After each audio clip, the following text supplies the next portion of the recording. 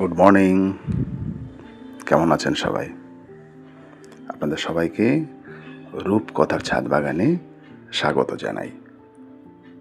আজকে আপনাদের জন্য নতুন একটা জিনিস নিয়ে এসেছি। এটা কি ঢালছি বলুন তো? আপনারা অনেকেই চেনেন, আবার অনেকে চেনেনও না। একে বলে হিউমিক অ্যাসিড। এটা গ্র্যানিউল শেপে আছে।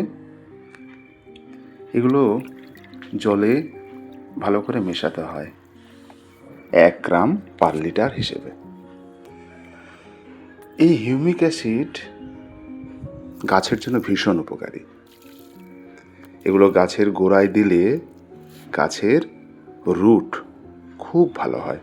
আর আপনারা জানেন, রুটের সাথে ফ্রুটের খুব ভালো সম্পর্ক আছে। এই দেখুন, এই ড্রাগন গাছগুলোর ডগাগুলো কেটে দিয়েছিলাম। তাতে কি হয়েছিল, এর লম্বায় বৃদ্ধিটা ব্যাহত হয়েছিল। এরা তখন ফুল উৎপাদনে মনোযোগ দিয়েছিল। সেই জন্যই ডগা কেটে দিয়েছিলাম। দেখুন গাছের গ্রোথ কি সুন্দর। সবগুলো ডগা কাটা আছে। এবার ফুল আসবে। ফুল দেখুন অলরেডি চলে এসেছে, আরও আসবে। এই দেখুন ফুল, এটা এই বছরের ফুল। ড্রাগন ফুল যারা দেখেননি তাদের জন্য, ফুটলে পরে আরও সুন্দর লাগে।